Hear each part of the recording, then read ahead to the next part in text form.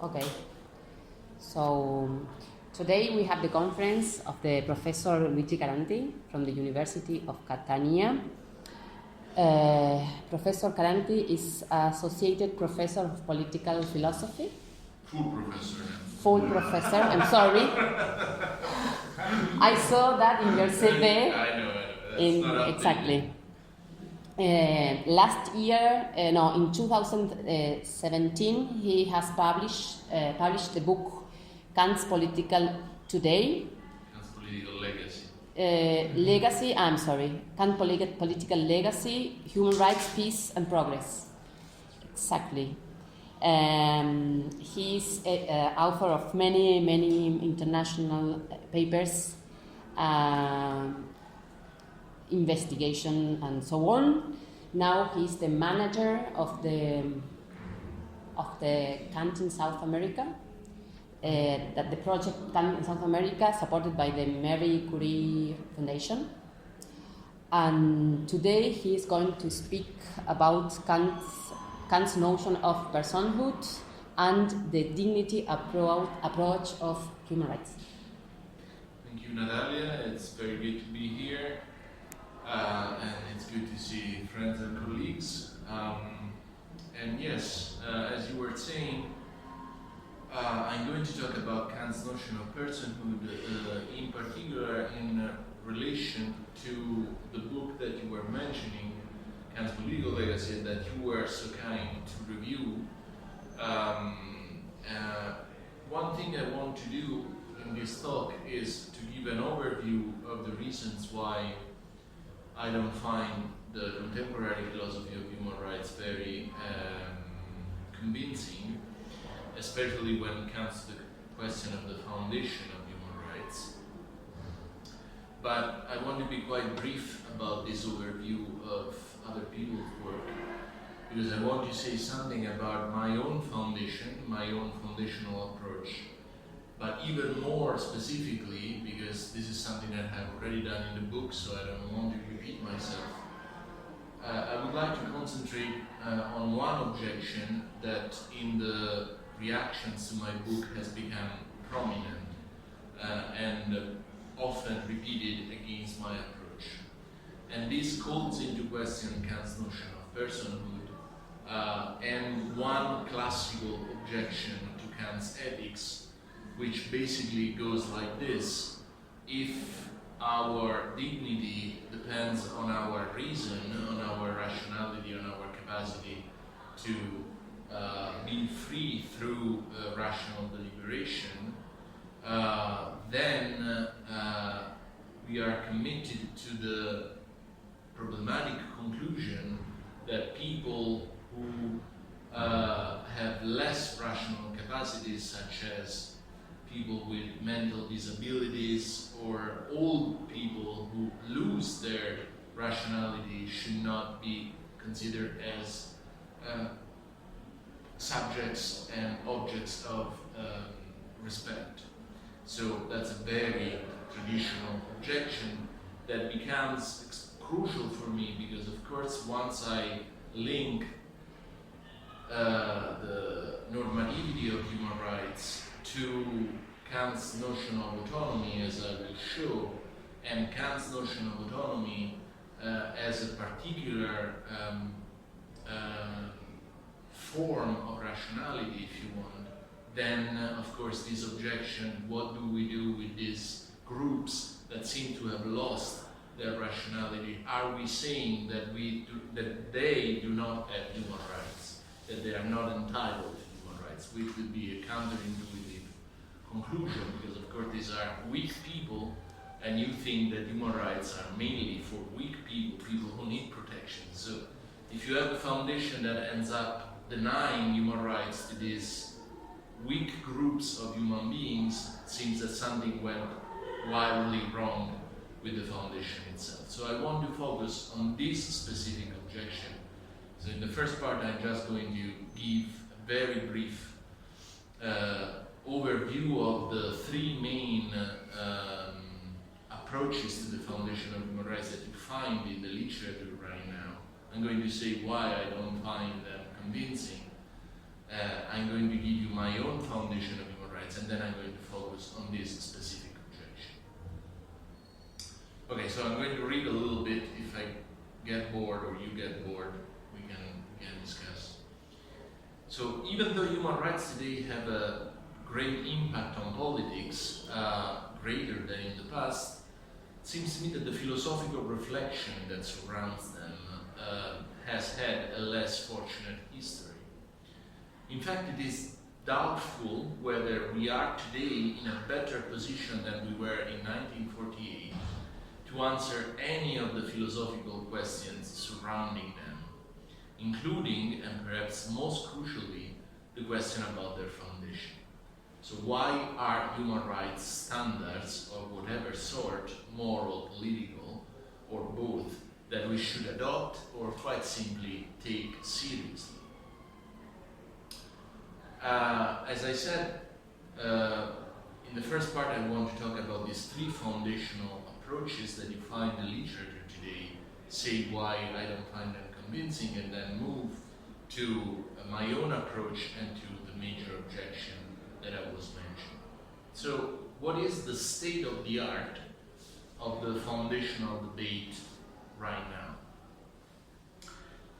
I think that philosophers who work on this subfield, if you want, of political philosophy, the philosophy of human rights, can be aptly divided in three major groups that I call instrumentalism, non-instrumentalism, and political-based view. Let's start with instrumentalism.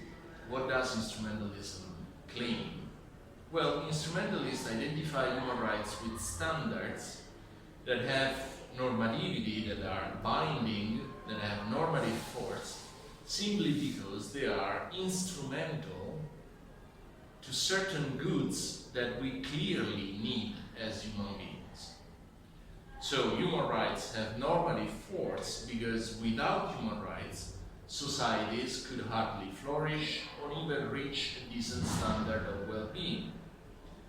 Thus, human rights do not protect any intrinsic dignity of human beings, so the notion of dignity for instrumentalism is not important. What matters is need. What are human needs? What are the basic needs that we have? Human rights are meant to protect these needs. Even if we are not beings with dignity, it doesn't matter. We have needs, and we need human rights in order to have these needs fulfilled. Now, when it comes to specifying what these goods or needs that we have are, instrumentalists have different answers. Some think, and that's a very popular approach, that agency is the feature in question. So, in order to be and remain agents, we need to have certain goods at our disposal, so freedom, for example, otherwise we are active, we do not act, but also some material resources to make our freely chosen plans effective. So Griffin, James Griffin, famous book On Human Rights, 2008, think that human rights protect human dignity by affording humans the necessary means to exercise their capacity for agency. Alternative instrumentalist accounts suggest that a plurality of goods, as opposed to one good, in this case agency, not one good, but a plurality of goods, lie at the foundation of human rights. So John Finnis, famous scholastic scholar, suggested an allegedly objective list of human goods. Followers of St. Thomas like to have objective list of human goods: life, knowledge, play, aesthetic experience, sociability, practical reason, and religion. So this would be the objective list of goods that every human being needs.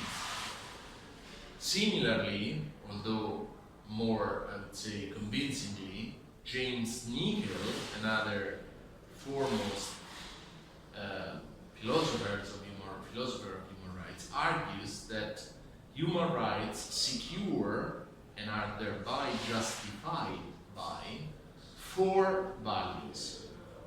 Life, the steering of one's life, so the ability to direct your life the way you want. Avoidance of cruel and degrading treatment, and avoidance of severely unfair treatment. So notice the difference between avoiding pain, the 3rd major value, and avoiding severely unfair treatment. So if you are, we can imagine that you are denied the possibility to sit on the metro because you are a black person. That doesn't really count as pain, but it's a severely unfair treatment, and that's the thing that one of the value that human rights protect from. That's an important point because it shows that instrumentalists not necessarily are, we could say, arguing that human rights are about avoiding extreme pain or extreme suffering. This 4th value that Nickel has is important because it demonstrates that human rights are not necessarily about removing the worst that it can happen to human beings: genocide, killing, ethnic cleansing, humanitarian violations or stuff of that sort. Even within instrumentalism, there is an awareness of the fact that human rights can protect from serious form of symbolic assault, symbolic injustice, such as the one I was describing through the example of the black person who is denied the possibility of sitting in public transportation.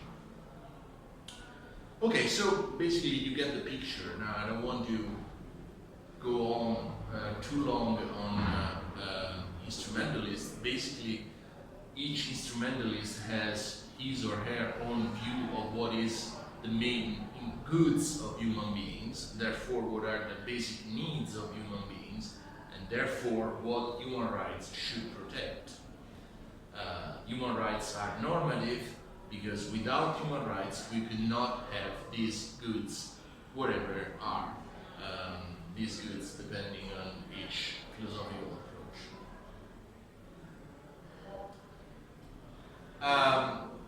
Why don't we go straight to the main problem of instrumentalism?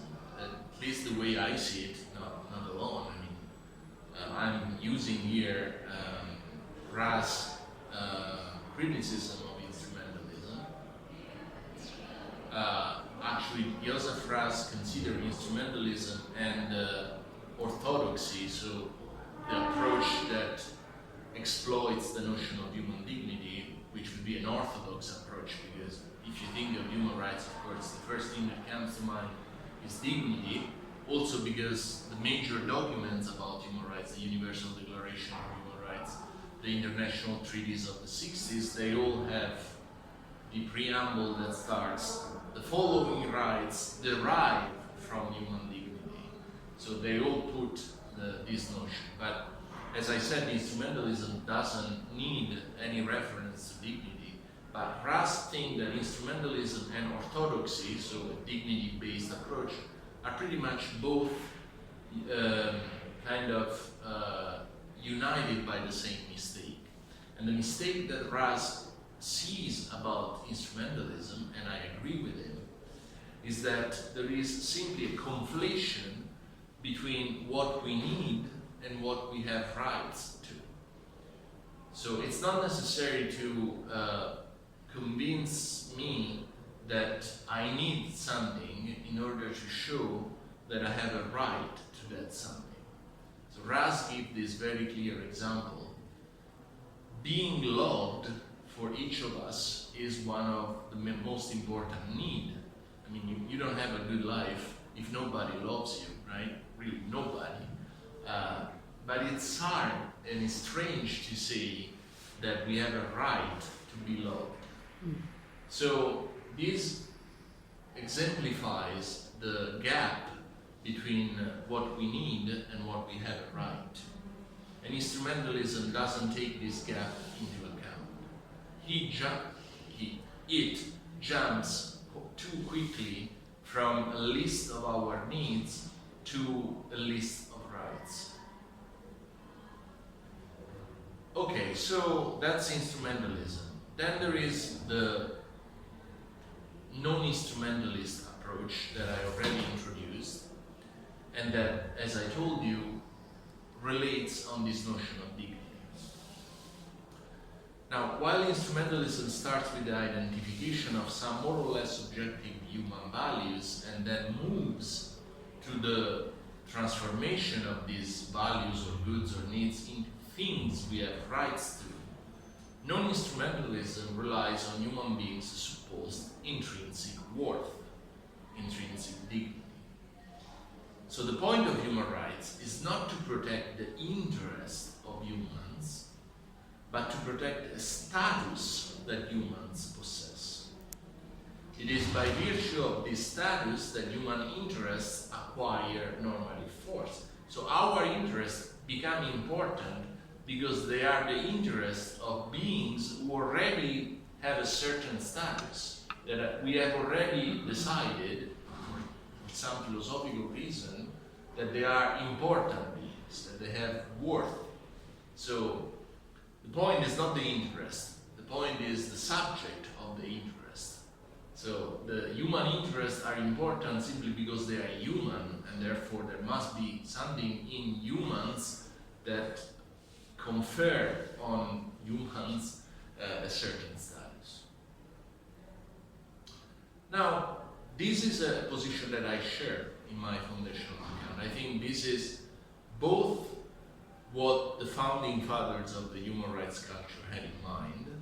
So, as I told you, the major documents of human rights, they all make a reference to a sort of intrinsic dignity that we have.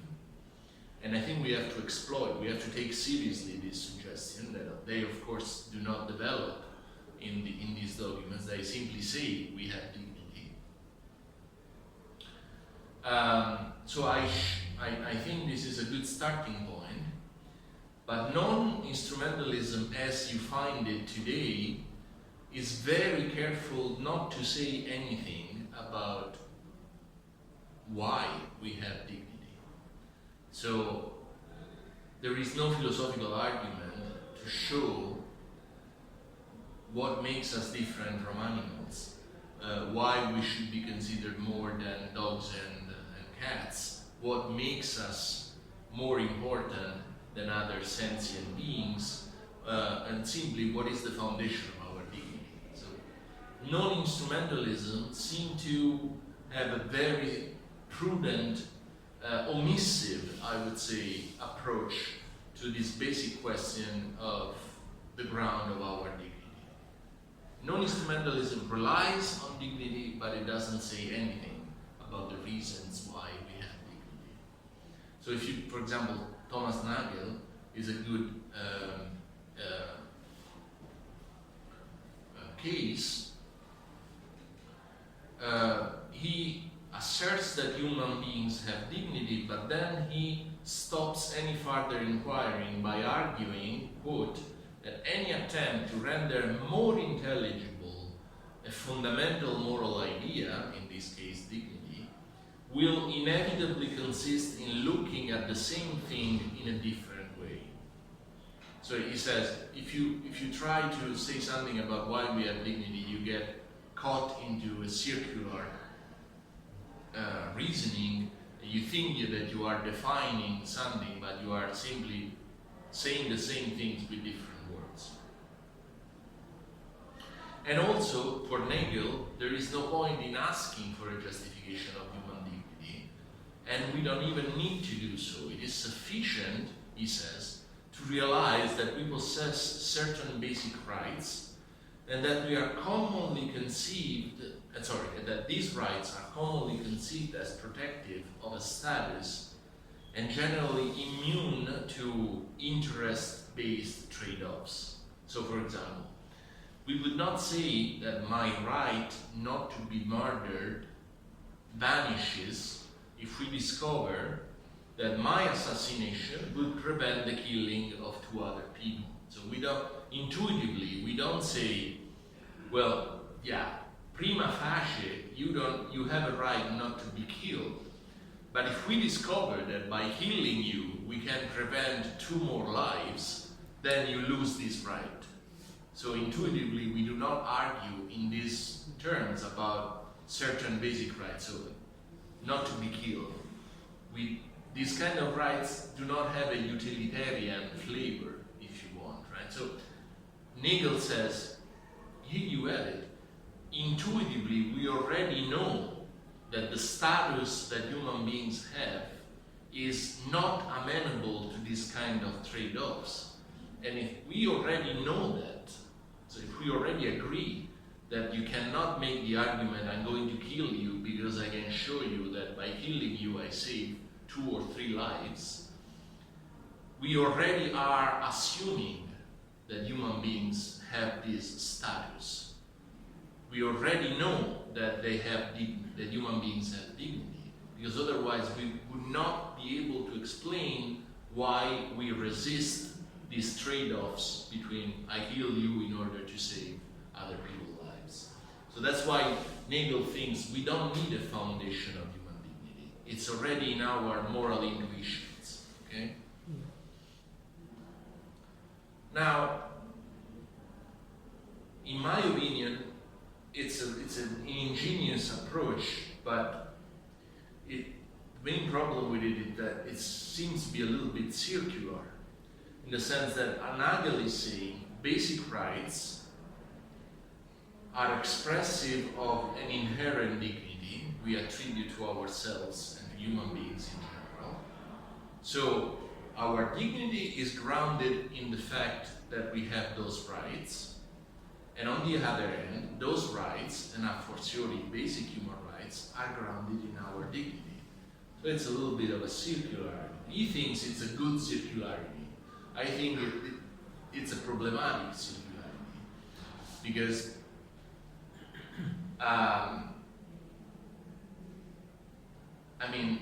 when we talk about human rights, we're talking about this stuff, right? So the ESMA, these people thought that by killing few political opponents, they were doing the good for the country. Mm-hmm. So they thought that these trade-offs were okay. And so, in a sense, you cannot appeal to intuitions, because some people do not share these intuitions, that we all have basic rights and that clearly nobody would say that you can kill one person in order to save the general good or the good of the country or whatever higher value these people may have. So, I think that the problem with this non-instrumentalist approach, exemplified by Thomas Nagel, is that the circularity works only when we already agree about the foundation of human rights. And then, if we already agree about the foundation of human rights, we don't need a philosophical argument, basically. If you want to make a foundation, it's probably because you want to convince a skeptic. You want to convince the guy who says, well, after all, it's okay to torture in some occasion. It's okay to kill somebody if this promotes the general good or something like that. Okay, so the general point about non-instrumentalism is that, in my opinion, it rightly focuses on human dignity, but it doesn't say anything about the foundation of human dignity. It takes it for granted. It takes it as something that is clear to everybody, not in need of any philosophical argument. Okay, the third and last approach that you find in the recent literature is either called practice-based view or political view. In a nutshell, what the political view says is that if you want to have a good account of human rights, you have to remember that these are not moral rights, but these are political rights. And what this means is that they are not born from the natural rights of the tradition, so just naturalism, natural law tradition, and so on and so forth. They are something that was born in 1948 as a political compromise after the Second World War, after the Holocaust, and so on and so forth. And so they were born as political rights, and it's wrong to look for a moral, deeper foundation for them. If you look for a moral foundation, you are not doing justice to the specificity of human rights in the human history, basically. They were born as political rights and as such have to be considered. So,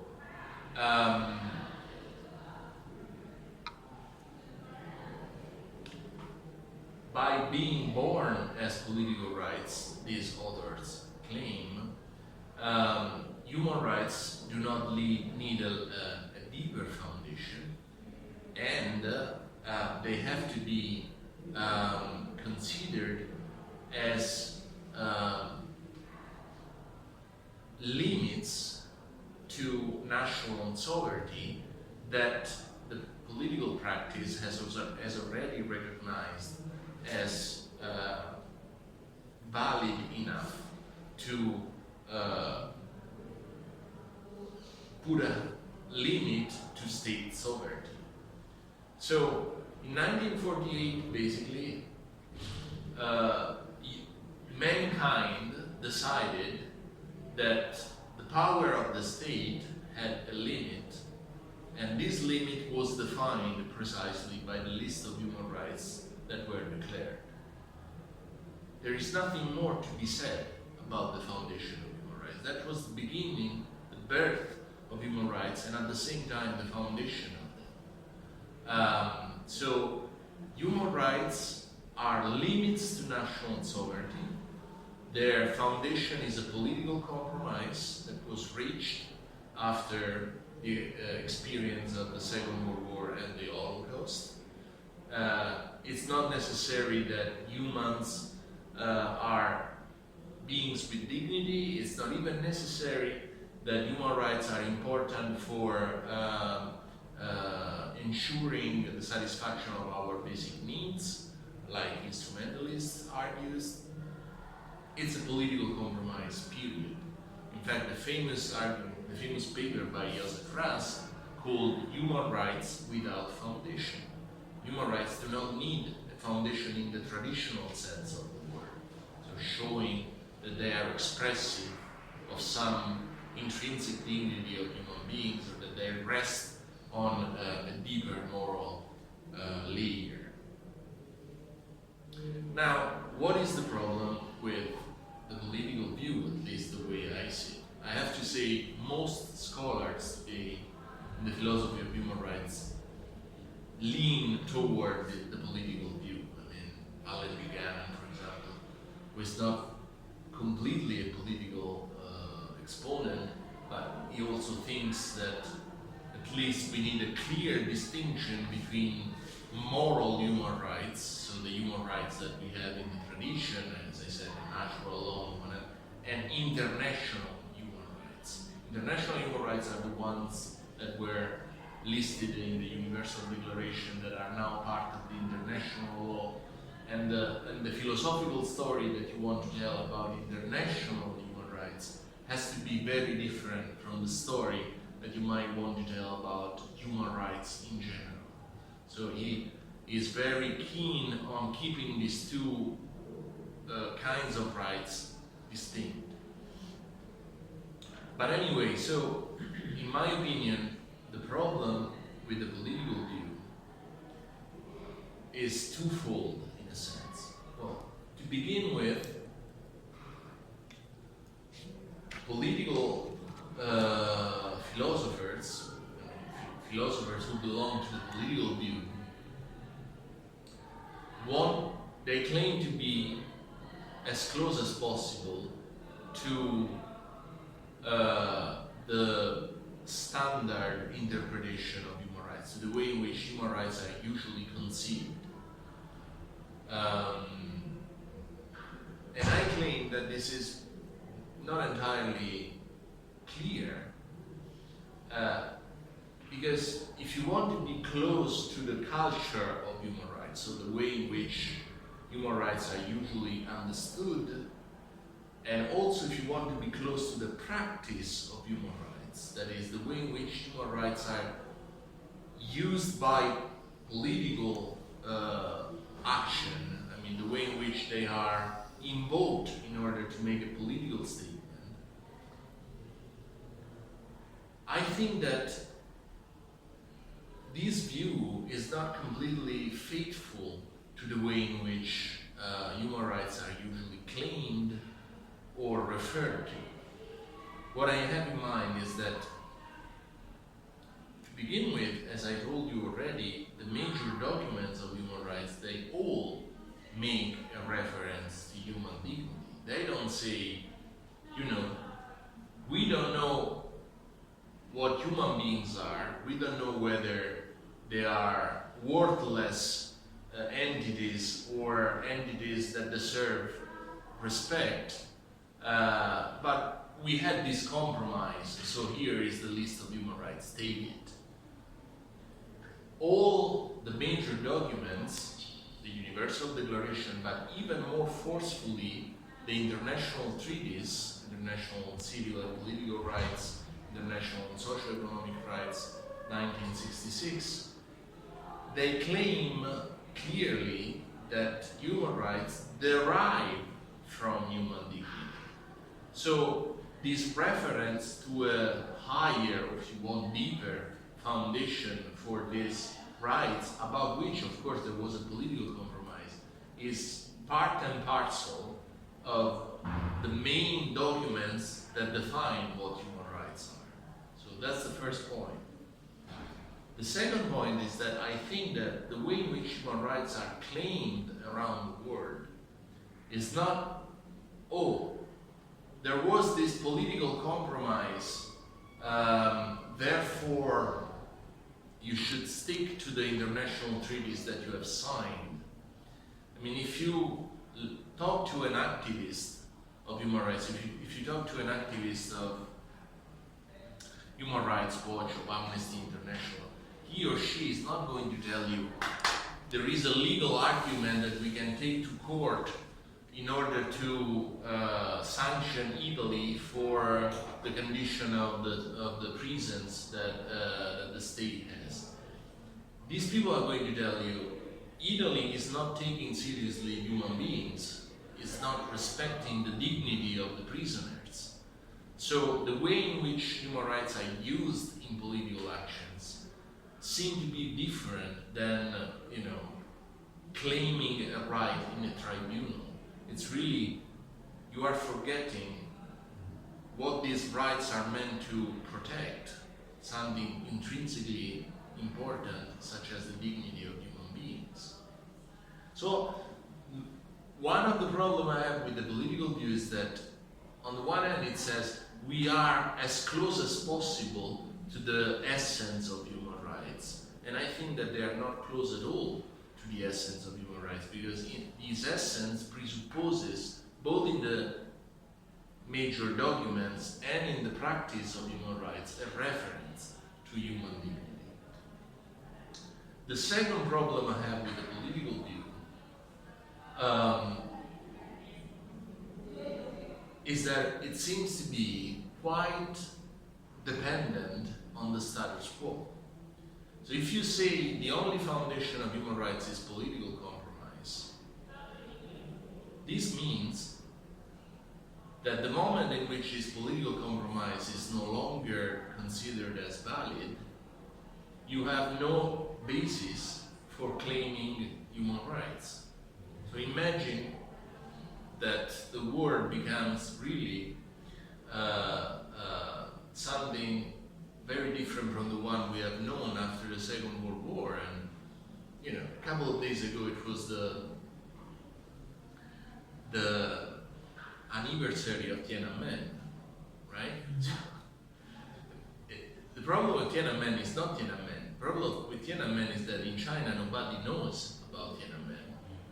So that's the striking part of the story, that it was banned by knowledge of 1.2 billion people, the fact that thousands of people were killed simply because they were protesting. Chinese do not know, because of course they are censored. There is an internet, Chinese internet, that doesn't allow the researching on Tiananmen. So, why am I mentioning this? I'm mentioning this because what we in the Western world, if you want, tend to take as obvious, it's not obvious at all. And the political compromise that came out of the Second World War can be undone, can be taken back. And if you are if you belong to the political view, and you say that human rights have no foundation, the only foundation that they have is this political compromise that was reached, then if the war changes its mind and tomorrow China and Russia, take over the Weltgeist, then it means that we have no longer a basis for saying what you are doing, guys, is wrong. You are not taking seriously the dignity of human beings. You're doing something that is intrinsically unjust. Because of course, if it all depends on a compromise, the compromise changes, then that's the end of the story, okay? So that's why I'm saying that the second major problem I have with the political view is that it makes human rights too dependent on contingency. It makes it too dependent on a contingent political compromise that it's valid today, but it may not be valid tomorrow. And as a side note to this last criticism, it's very difficult for the political view to explain why human rights change over time. I mean, as you know, there are different generations of human rights. The first generation was civil and political rights, the second generation was socio-economic rights, the third generation was the right of the environment, and so on and so forth. So,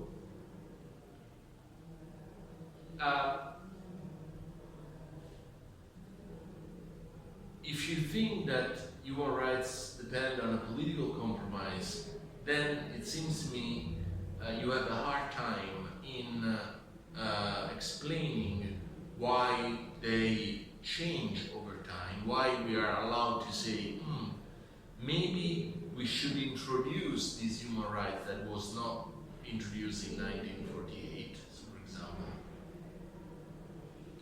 A clearer protection of a right to education, or a specific protection of children and women that was later added to a convention devoted to this kind of groups. But also on the other side, we cannot explain why we may take out some rights that were introduced in the list of 1948, but that we now think that should not be considered as human rights. A famous example here is the Article 24, I think, of the Universal Declaration, that says that there is a human right to have holidays with pay. So it's a human right, not just to have a work, but also to have holiday from that work paid by those who hired you, which is a nice thing. I mean, there is an interesting paper written by a guy from Columbia University who took seriously this human right, trying to show how miserable a life would be if we had a job, but we would not be given paid holiday from that job. Okay, that's a respectable position, but most of us think that it's not exactly a violation of human rights if you are not given paid holidays. What we usually think of the violation of human rights is like you are starving, that you are tortured, that you are considered part of an inferior group, that you are discriminated heavily, that you are not given a fair trial. These kind of violations are usually considered a violation of human rights. I mean, not being paid when you go on holiday is bad, but perhaps not bad enough to make it to the kind of seriousness usually associated with human rights. So I'm saying that this kind of adjustment of what rights should be considered as human rights are very difficult to be explained by a position that says human rights do not have to answer to anything other than the political compromise that is reached day after day. Okay, so I'm going to stop with my criticism of the philosophy of human rights as it is practiced today. In a nutshell, if you want more details, I try to give more details in my book.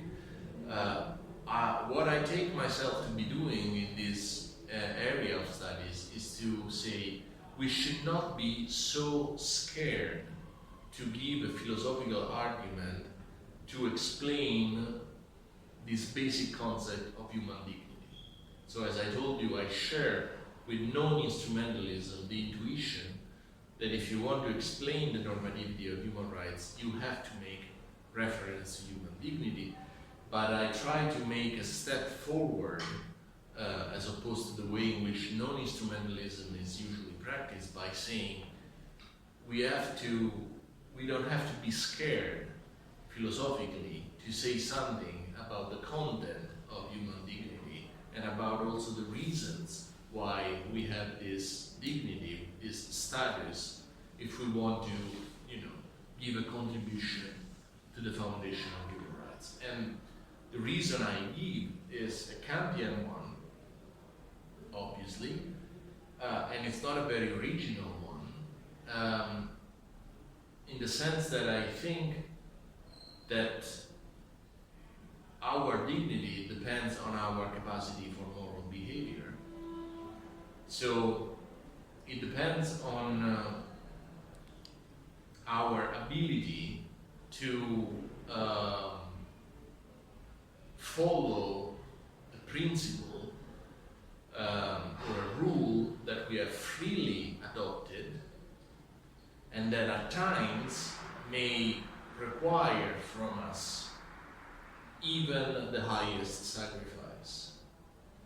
So my explanation of why human beings are worthy of respect, why they have dignity, is Kantian in the sense that I take very seriously Kant's suggestion that the deepest layer of our worth has to do with our capacity not to be free in a generic sense. So we do whatever we want. Practical freedom, if you want. But to be free in a very specific sense, which is the sense of being autonomous.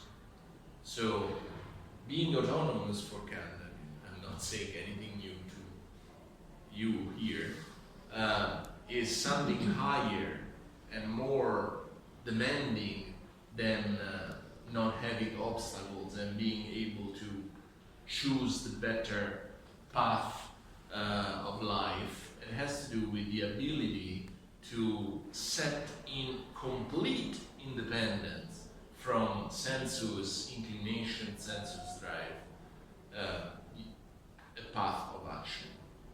So in a sense, it's really the freedom and the ability for moral behavior. Why is this higher than freedom in the generic sense that sometimes can call practical freedom or spontaneity in the first critique? well, it's higher because that's a big story. It's about Kant's theory of freedom, but in a nutshell, I think that Kant is giving us two different layers of freedom. The first layer is what he sometimes calls practical freedom or spontaneity, and this layer is the ability to choose freely which inclinations we are going to give priority. So, for example,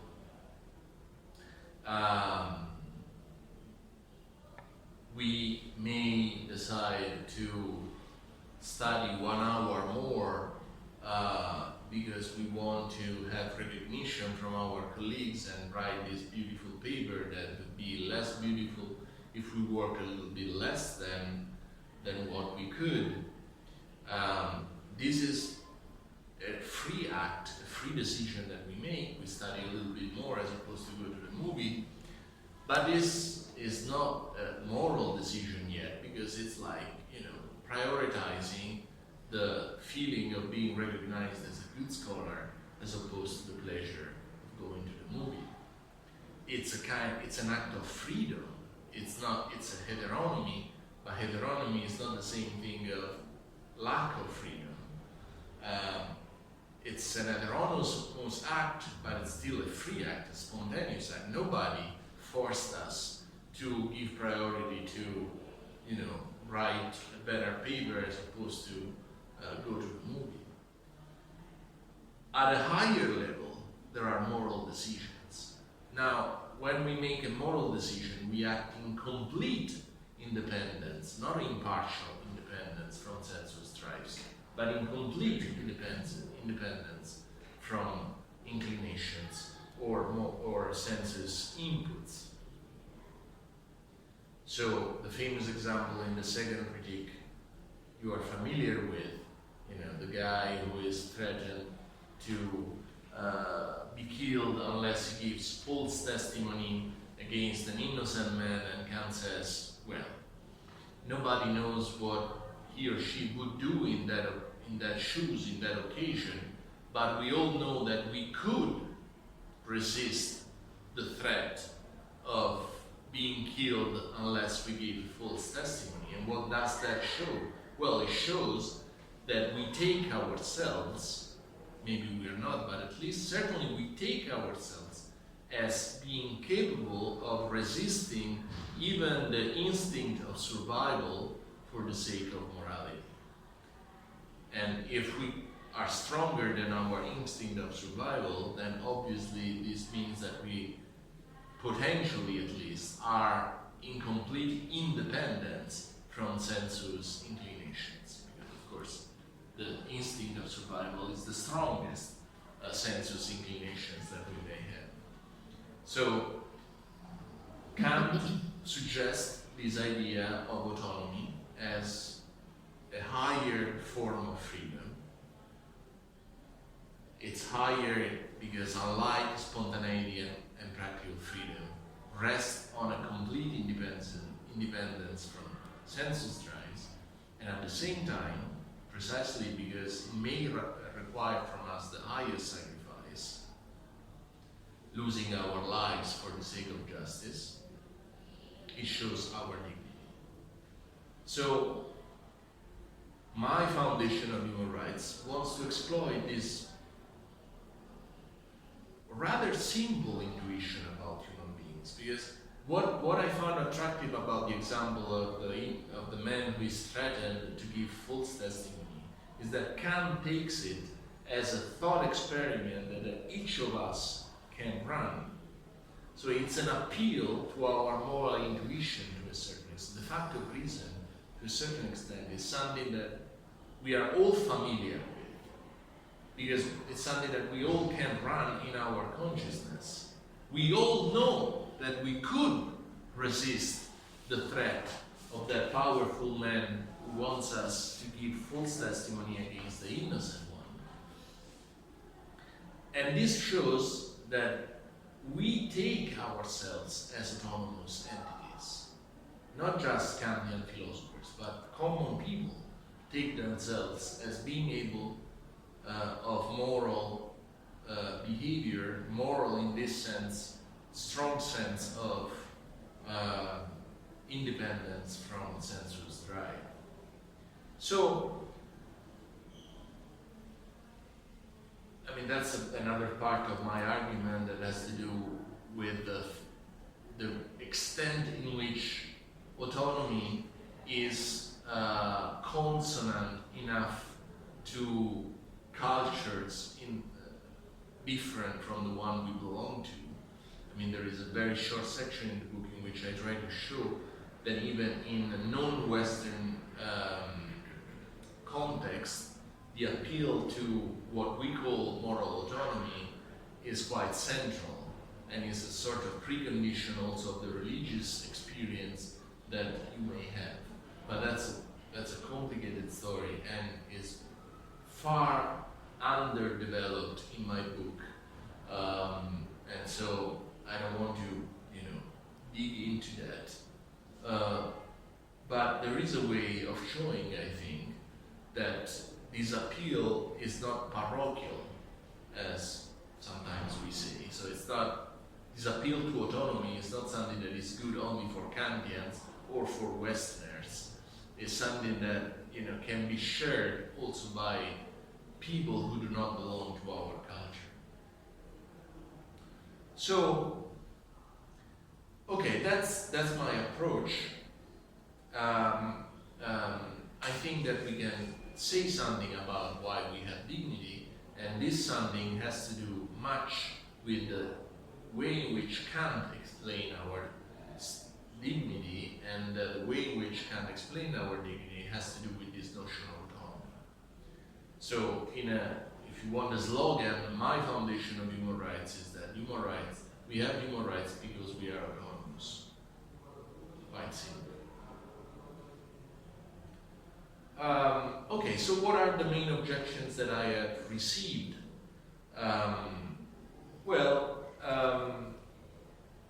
There are different kinds of objections. One of which is, for example, if you start from the notion of autonomy, it's not clear how you can go to the specificity of human rights. I mean, by saying that we are autonomous, it's not clear how you move from this generic notion to things like a human right to basic education, to a certain amount of food, to holiday with pay, and so on and so forth. So one objection is that your foundation cannot move from this abstract notion of autonomy and dignity to the specificity that human rights are concerned with. So another argument that has been made against my approach is the so-called threshold objection. How much resources do we need in order to have our dignity respected? So, if you are given access to elementary school and basic education but not to the university, is that a violation of your autonomy or not? So, for me, the critics say, it's very difficult to draw a line and say, up to here, human rights, other than that, if you have it, fine, but if you don't have it, it's not a violation of human rights. Whereas, in this case, the political view is in a better position because they say, whatever has been compromised, whatever has been agreed upon that belongs to human rights, that's the threshold. So you don't need to adjust because the political compromise is going to set the threshold of what belongs to human rights and what does not belong to human rights. But these are not the objections I want to respond to. There is the other one that I was mentioning before that has to do with the fact that once you focus on a faculty, in my case, faculty for moral behavior, then you end up with the problem that people who are not rational for all kinds of reasons, they were born with diminished rational capacities, they lost rational capacities because of an accident, illness, or because of age, and so on and so forth. Then these people seem to lose the protection of human rights on my account because I made too close a connection between their rationality and their having human rights. Okay? So I call this objection the impaired autonomy objection. What do we do with people who are no longer autonomous, never been autonomous, or have a diminished or impaired autonomy? Okay, so I'm going to read because I'm a little bit tired. If human rights are grounded on a capacity autonomy, as I claim, does that mean that humans who are temporarily or permanently impaired in their cognitive skills do not enjoy the protection of human rights? If that were the case, my foundation would run into a fatal difficulty. Human rights are commonly understood as tools in the hands of the weak to defend themselves from abuses of all sorts by the strong. And if we end up denying human rights to people who are particularly weak, like those with mental impairments, then something essentially wrong has happened to my approach. Fortunately, neither Kant's moral thought nor my foundation is bound to such a counterintuitive conclusion. Okay, so first, let's distinguish the cases we are dealing with. In the case of children, typical example that is used from people who throw this objection, what do we do with people who are still not rational? They are becoming rational, but they are not rational. Are you saying that children do not have human rights because they have not developed their capacity for moral behavior? Well, in the case of children, it's quite simple. One can hardly quarrel with the fact that they are given fewer rights than adults, and that this happens precisely for the fact that their rational capacities are not fully developed. For example, children do not have the right to vote because it is assumed that their ability to think autonomously has not been developed sufficiently. At the same time, their potential to reach full autonomous status is part of the reason why they are giving all the other rights, human or not, we usually attribute to people. Actually, sometimes they are given certain rights, access to certain state benefits designed to help their development that adults do not have. Hence, it seems to me that in the case of children, we attribute more or less rights to them precisely by using their autonomy or potential development of autonomy as a moral compass. So children, not problematically, do not have certain rights that we have. They do not vote, right? They are not free to make certain kind of decisions. Adults make these decisions for them. And why? Well, because they are not autonomous enough. They have not developed their rationality or capacity to think autonomously well enough to give them these rights. On the other hand, they have more rights than us. They have rights that we do not have. And again, the reason is that we care about their development, their rational development. So we give them certain benefits that adults do not have because we care about the fact that they develop into a fully autonomous and rational person. So I don't see problems with the case of children. And an analogous case is with old people who have lost in part or fully their ability to think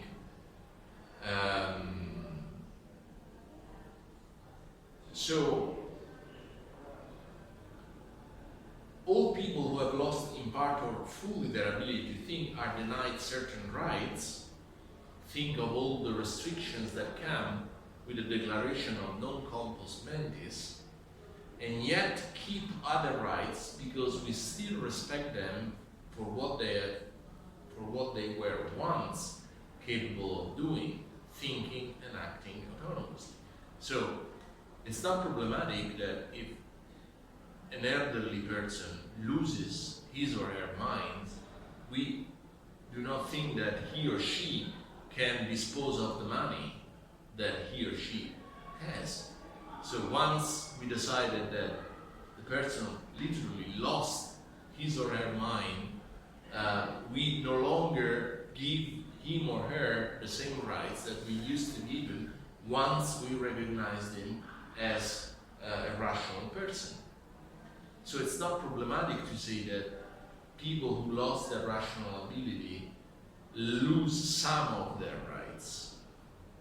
On the other hand, of course, we keep respecting them, we keep attributing to them certain rights to be taken care of by hospitals, to be taken care by other people, to have a right to be fed, to have a right to live, and so on and so forth.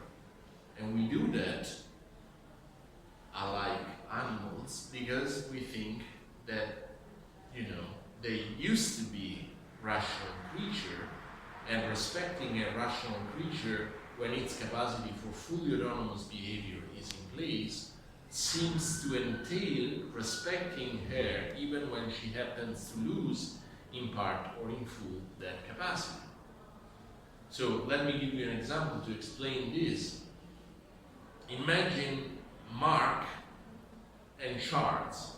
Now, Mark cannot be said to be really respecting Charles now, when Charles is a fully autonomous agent, if it is understood that Mark can do whatever he wants with Charles the moment Charles loses his ability to think. So imagine that I tell Natalia, I respect you fully because you are a fully rational person now. But be certain that the moment in which you lose your mind, I can do whatever I want with you. So I tell you now that the moment in which you lose your mind, you will become an animal. You would not think that I am respecting you now if I tell you that this is what is going to happen in the future. So,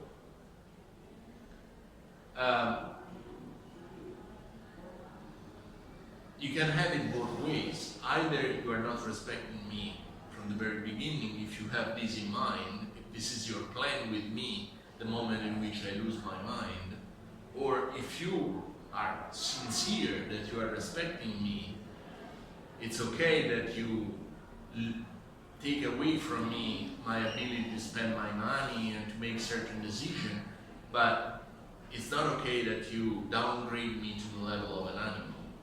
Otherwise, you would not be respecting me from the very beginning. So, respect cannot be adjusted too easily depending on the condition in which you happen to be. You can see the same point from another angle. Imagine how strange it would sound if I were to tell you, I respect you because you have this wonderful capacity for moral agency. Hence, I make sure that you enjoy all the rights that come with that status. But also, rest assured that the moment that capacity vanishes, I will stop considering you as a subject of rights up to the point that you are degraded to the level of animals or the like. One can certainly restrict, as in the previous case, the number of rights one enjoys, and it would be odd to defend the right to vote or someone to use their property after no compos mentis is declared, yet the subject doesn't lose all her rights. While there is latitude for discussion about precisely which rights the person should retain, what matters here is the principle. We cannot ignore her intact capacity for suffering, for having interests and needs, without affecting negatively, in retrospect, the way in which we treat her when she is healthy.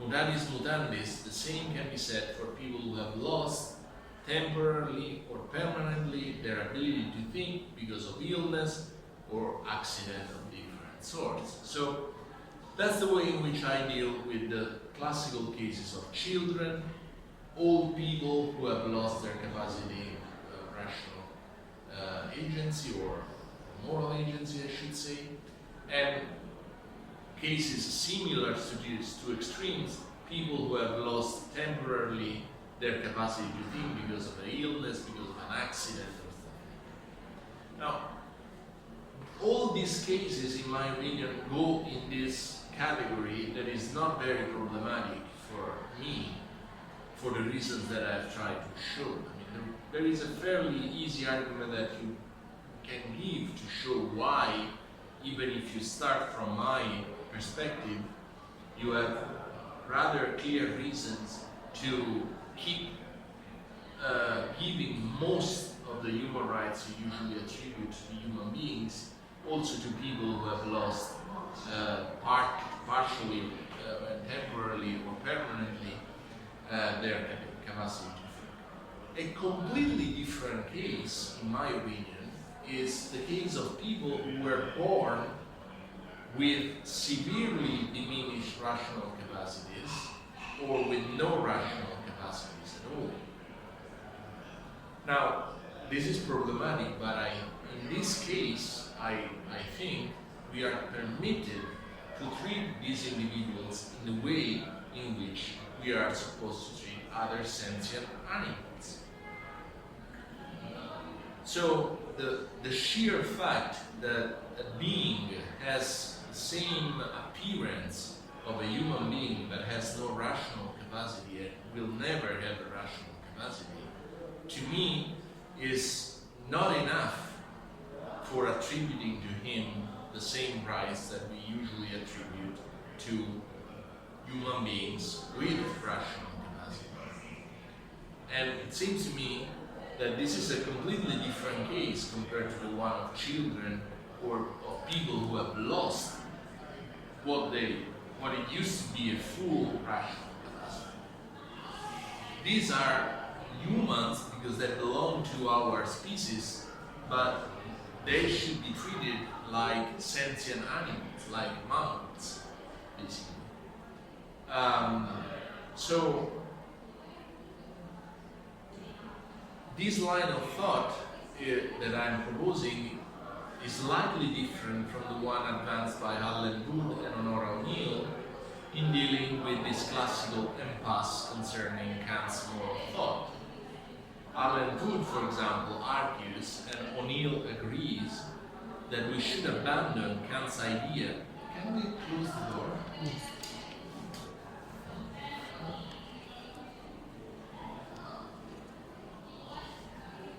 So, Wood and O'Neill agrees that we should abandon Kant's idea that rational nature is to be respected always as embodied in person. As Alan Wood puts it, my main argument depends on saying that we should also respect rational nature in the abstract, which entails respecting fragments of it or necessary conditions of it, even when there are not to be found in fully rational beings or persons. So the point I am making, continues Alan Wood, is easiest to see and hardest to deny in the case of many human beings who lack humanity in the technical sense of rational nature, the Kantian technical sense of rational nature, and therefore must fail to be persons at all. They include small children and people who have severe mental impairments or diseases which deprives them, either temporarily or permanently, of the capacity to set ends according to reason. My argument is not that we should, well, that's good. My argument is not that we should respect the fragments of the rational nature that these particular subjects embody. Rather, I am arguing that we respect the full rational capacity these subjects have the potentiality to reach or used to have.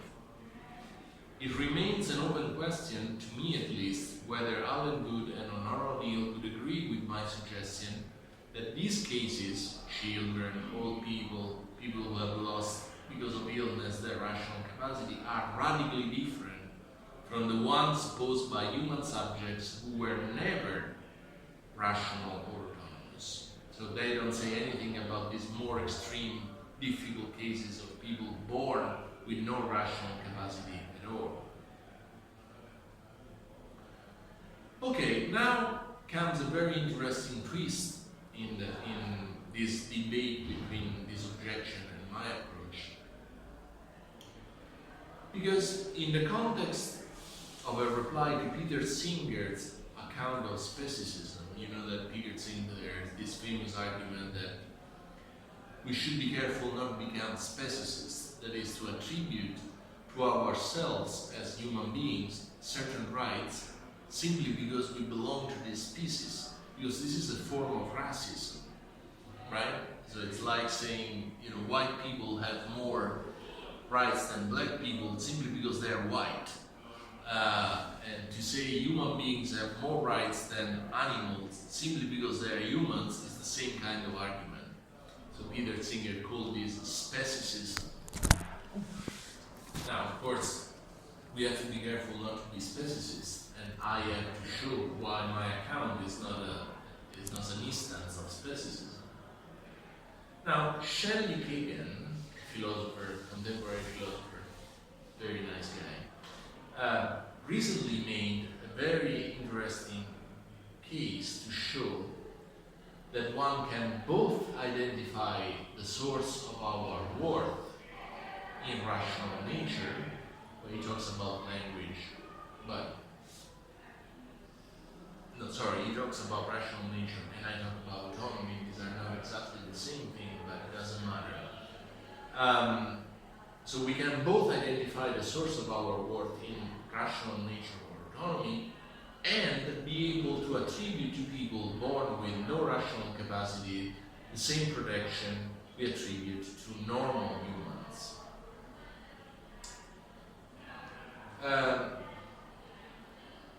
So while I think that the argument Kagan proposes against Singer in the end fails, I think it contains a crucial intuition that helps us to understand better the approach that I'm defending. So Shelley Kagan starts from the premise that the reason we attribute to humans a higher status than animals is not generically what makes us human. So the reason why we think of ourselves as having more rights than dogs and cats is not that we are humans, but specifically the part of our genetic setting that constitutes us as persons, which Kagan loosely defines as rational capacity or self-awareness. And we can see that we focus on this specific part of ourselves when we attribute to us more rights than dogs and cats.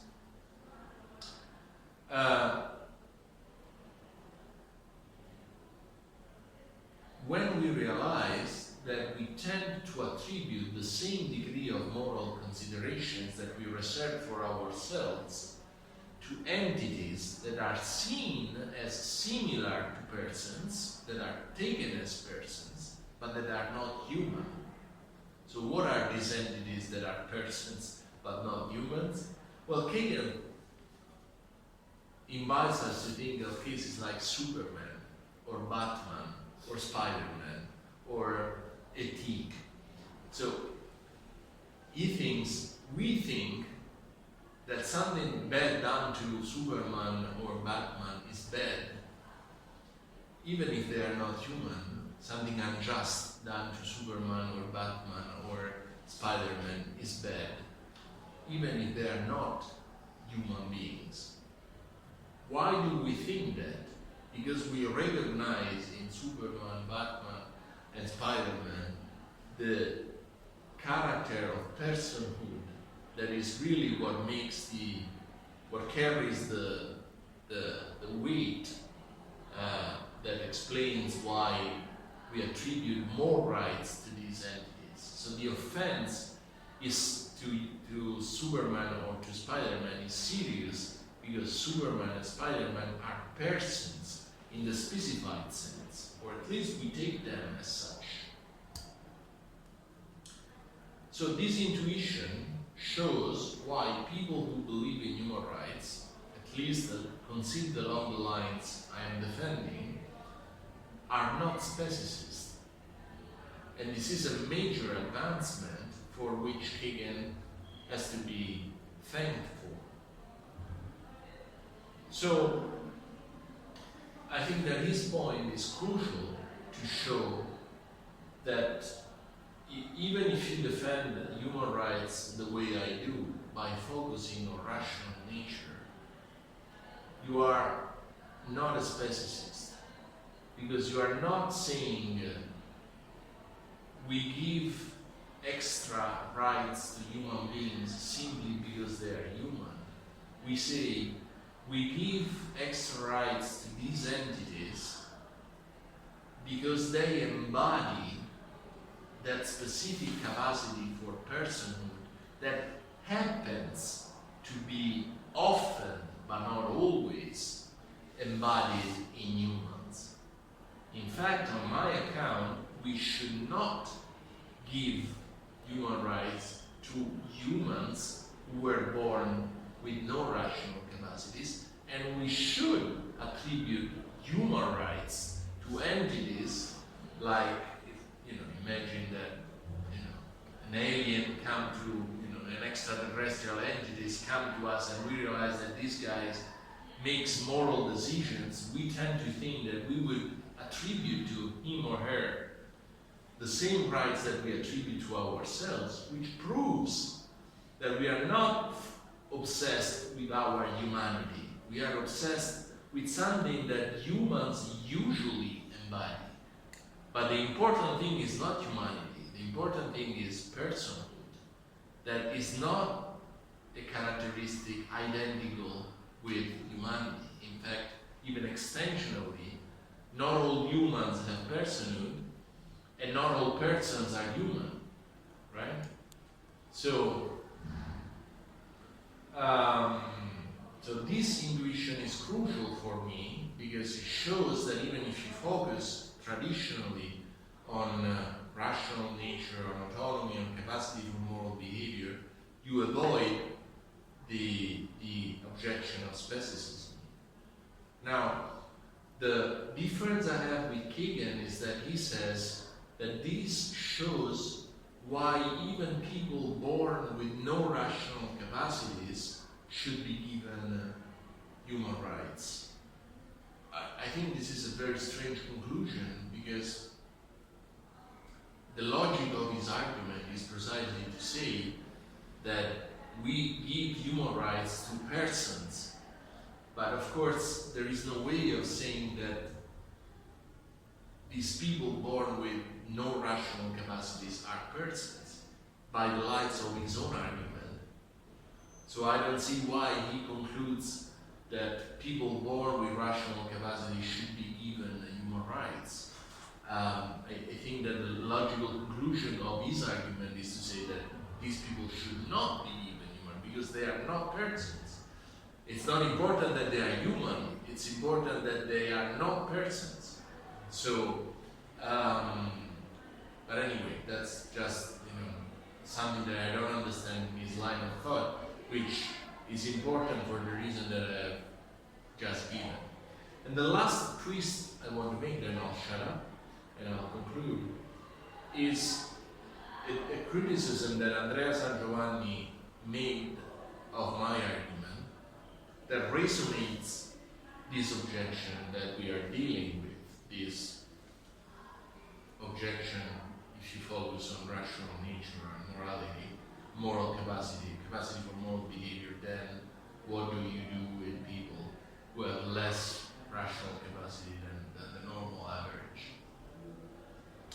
So San Giovanni, who is a contemporary philosopher, used to be University College, and now he's at the European University in Florence. He argues that for the sake of the argument, he can grant me that we are autonomous, that all human beings, almost all human beings are autonomous, but we are not autonomous in the same degree. So autonomy is a faculty that could be given to humans in different degrees. I am more autonomous than Mario, Mario is more autonomous than Natalia, and so on and so forth. So if that is the case, of course, then I am in trouble, because then it means that the most autonomous person should have most human rights, the one who has an average autonomy, some human rights, the one who is just a little bit autonomous, fewer human rights, and so on. As he puts it, some individuals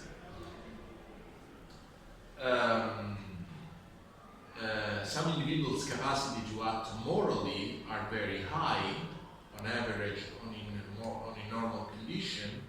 They display moral strength, resoluteness, resilience, courage, whereas others' capacities are very low. They are not inexistent, but certainly low. So if dignity resides in this awesome capacity to act morally, as I argue, then why should not these with greater moral capacities have greater dignity and therefore higher status and therefore more human rights? This conclusion would obviously be a disaster for me, because as Buchanan shows, there is something he calls egalitarianism of human rights. So one thing that is clear about human rights is that they say that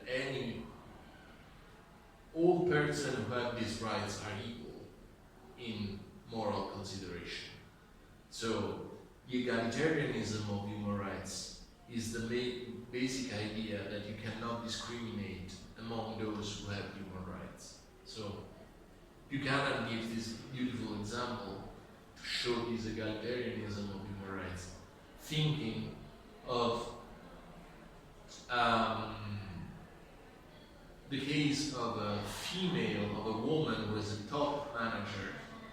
So she makes a lot of money, she has a beautiful life, she's powerful because, she has a great career and a position of responsibility and a lot of money. But she makes a little bit less money than a male colleague who does exactly the same kind of job. So same level of responsibility, same job, both of them, men and women, a woman paid very highly, but the woman a little bit less than the man, precisely because she's a woman. Now, Buchanan says, this is an example that shows that we have a violation of human rights here that has nothing to do with the quality of life that each of them conduct, because there is no difference basically. I mean, if one makes €1 million per year and the other one makes 900,000 euros per year, I mean, it's not that big of a difference. But we perceive that there is a violation of human rights going on here, because the equal status of these two persons is not respected. There is a discrimination that is not serious for the consequences of the discrimination. We are not talking about one starves, one doesn't go to school, one cannot express political views and the other can. You're talking about 100,000 euros of difference, not a big deal, but of course we take this as a violation of the equal status of the two persons. So this is the way in which Buchanan explains what he calls the egalitarianism of human rights. Back to my objection. If I have an account of human rights that says human rights depend on these degrees of autonomy, of course, this is fully incompatible with this egalitarianism of human rights. Okay, so if San Giovanni is right that my focusing on autonomy leads me to this conclusion, then I am in trouble. So how can I reply to San Giovanni? Well, to begin with, it is important to realize that autonomy, in my reading, is simply the capacity to overcome all sensuous impulses if that is necessary to act morally. So, I don't want habits, second natures developed in an Aristotelian way through exercise to be part of autonomy. It is simply not what I mean. To be entitled to the status that confers human rights, in my theory, you simply need to pass a minimal threshold. This threshold is precisely that you can overcome all your impulses. Now, is it self-evidently false, as a matter of fact, that all human beings have these minimal capacities, as San Giovanni seems to argue? Well, I don't think so. Certainly Kant thought differently. Through his famous example that I was expressing before of the man who threatened to provide false testimony against an innocent prisoner, and in general through his admittedly controversial and yet compelling theory of the fact of reason, Kant appeals to the immediate consciousness that each of us has of possessing this capacity. So I don't claim that this immediate consciousness is a rock-solid basis for proving that the opposite view is, as San Giovanni says, self-evidently false. After all, short of the possibility of appealing to evidence, empirical evidence, of course the fact of reason is not something that you can point, oh, here, that's our autonomy.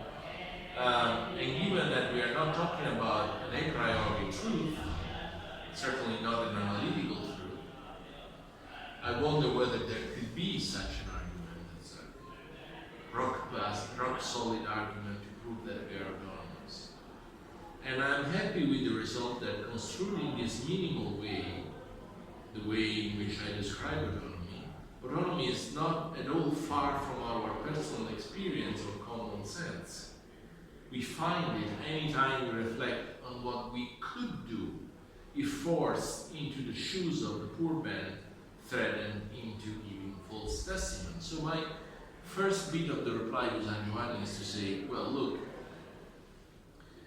it is true that there are degrees of moral resoluteness and moral strength among persons.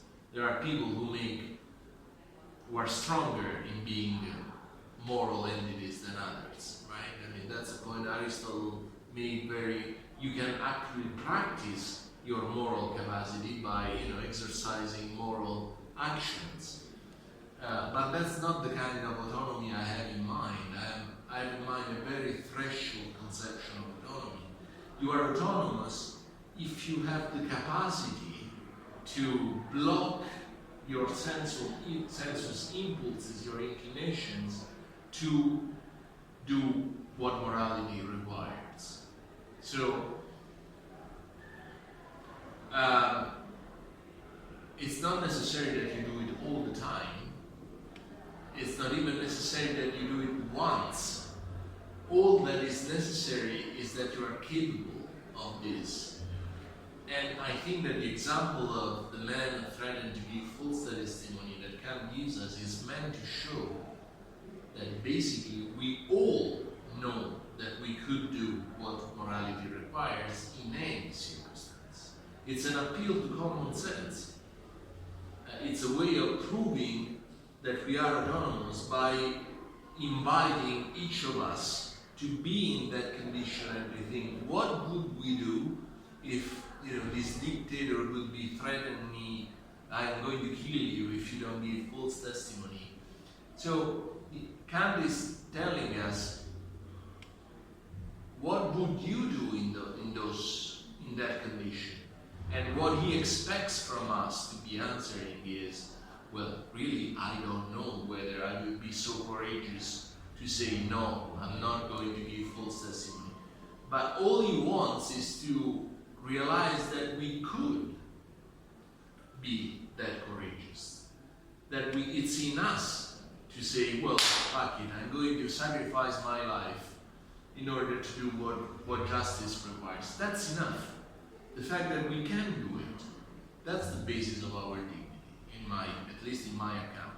Not whether we are moral, whether we are capable of being moral. That's what matters. There is some trouble in which you say, because of your employ of the word can.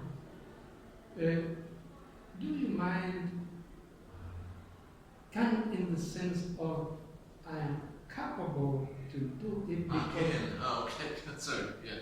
Mm-hmm. Capable, yeah. Do you say can means I am capable because I am strong enough? Or I have the minimum strength of complying with the moral law? Or you mind I am, as a human being, as Kant says, a potential moral agent. Although I personally am not strong, I haven't the strength to put it in action. Right. Yeah, that's the point I was trying to clarify.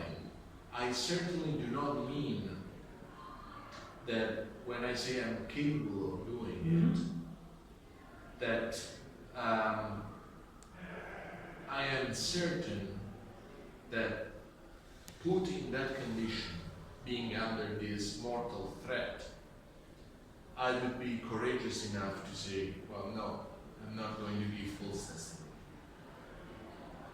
But at the same time, I'm not saying that capable in this case means that in general other human beings, I know that other individuals could resist the threat, but I can. I think that Kant'ìs is what Kant means with that example is that each of us knows that it's in her or his power to resist the threat. There is a difference between making a prediction about what our behavior will be. I know that I am too attached to my life. I will give in to the threat. But that's not a problem. Because you know that you could, nonetheless.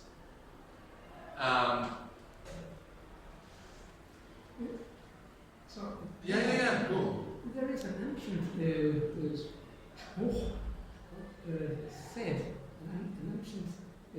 an ancient saying. Statement in Roman Reich. Yes. Ultra posse Nemo obligato. Yeah. Well, and my point is that nobody is ultra posse. Because what Kant is telling us, imagine yourself in that position. Once you imagine yourself under that threat, there are two different things you can tell about yourself. Probably I will not be courageous enough.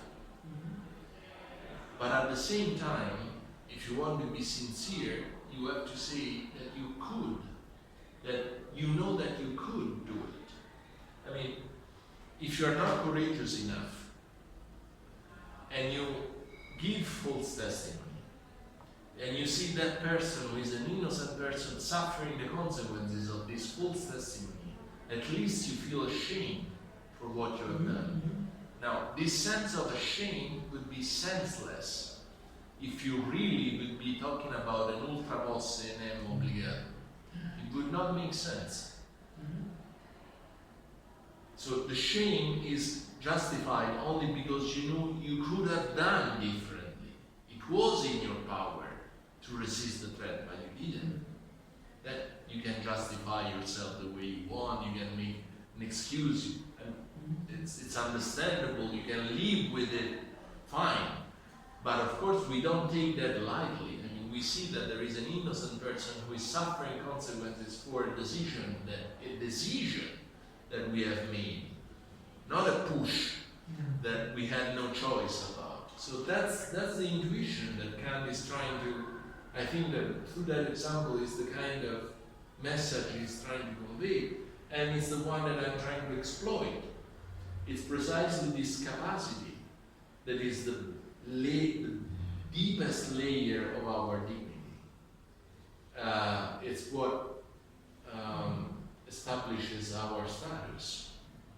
And this capacity is very different from the one San Giovanni is mentioning, because it's more an Aristotelian virtue what he's talking about. He's talking about really an habituation to make the moral choice. And of course this varies according to individuals. There are people who are more habituated to do the moral thing, the right thing than others.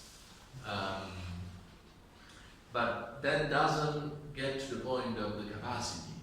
The capacity is a minimal capacity that everyone has, if they have rational nature, obviously. Yes, I have a question. I have many questions, but I'm going to do only one that I think it's important and has to do with the connection you think there is between rationality and freedom. Yes. Because you have a general principle, which is not the categorical imperative. You use another one. Follow a principle freely. I couldn't write it complete, but I know that you remember the principle. I say also the golden rule is okay. The golden rule, exactly. You think that with this principle, taking into account this principle, you can guarantee freedom in the sense of independency of inclinations. Why? It's not clear for me, because you always need, if you say that we are free, if we choose our aims of acting, for instance, then we need a new criteria to decide why we choose that principle as aim of our acting, and so on. I'm objecting you your decision not to take into the ground of Kant's morality the categorical imperative, right? Because I think it's not a casual principle that founds. It's very important to guarantee that reason itself is the end of action. Right. That's the only way that you can cut the how do you say the infinitum path, regression, exactly. Okay, I understand. So let me try to rephrase. You're saying, well, maybe you don't know, but she reviewed my art. Natalia is telling me, you think that you can be autonomous even if you don't follow the categorical imperative. In fact, this is my part, one of the two main departures I have from Kant. I don't want to tie autonomy to following the categorical imperative, and I want to have a broader account of autonomy and say that basically you are autonomous anytime you follow a rule that you take as obligatory, even if this goes against your selfish interest, and even if that has nothing to do with the categorical imperative. So for example, for me, you're autonomous if you decide to sacrifice your life for an ideal that could even be a perverse ideal. So, I mean, I didn't say that in the book, but I have become more extreme the more I think about it. I become more radical. I think that even Nazi officials who decided to sacrifice their life in Berlin when they decided not to surrender to the Allies and to remain faithful to the Führer, that they were expressing autonomy there. So I'm saying it, I make it most radical just to make you understand, but I'm prepared to think this way, because what is important for me is the ability to ignore and silence your selfish needs, your interest, personal interest, when you decide to make a certain action, to decide a certain course of action. So you are now saying, but then if you think that the categorical imperative is not necessary, how can you be certain that your decision is really independent of sensuous inclinations? And I think that's a way of saying that there is an infinite regress, because, okay, let's go back to the case of the Nazi officials. They decided to remain faithful to the Führer. So how do you know that this decision is an autonomous decision or was dictated by fear of being punished, fear of losing their self-identity as Nazi official, a sense of shame for ruining all they had fought for up to that point, all kind of senses, right? Well, the short answer is that you are never certain of what really was the determining ground of your decision, but this applies also to the categorical imperative. Kant is quite clear about that. You are never certain that the deepest motivation for your action was from duty, the fact that you took duty as the determining ground, because some other unconscious, we would say today, hidden, sensuous motive could be really doing the job of setting your mind on that path. So in a certain sense, neither Kant nor the Nazi official knows what is really making the decision there. But I think that what matters is that these cases, even these extreme cases of the Nazi official, shows that human beings, we, most of us at least, have this capacity to make decisions that ignore completely our, or at least that are taken by ourselves as ignoring completely our selfish interests.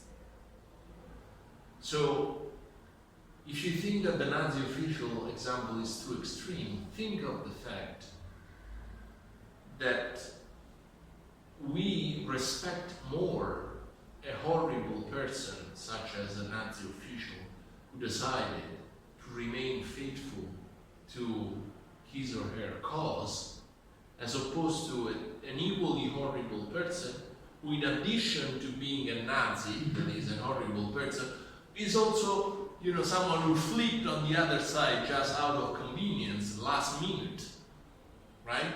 We think even worse of this guy who was always a Nazi, and then to save his ass, forgive my language, decided, okay, now I'm going to forget about the Führer, I'm going to say, yes, I like democracy and human rights.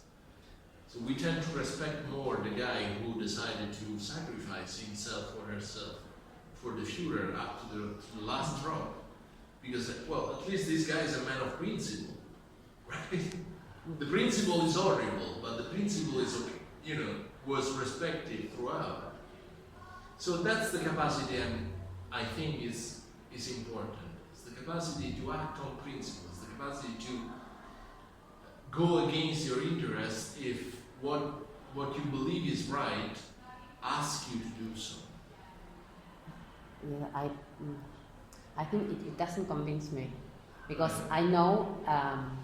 I ask you about this question because I think it's in the ground of your whole argument.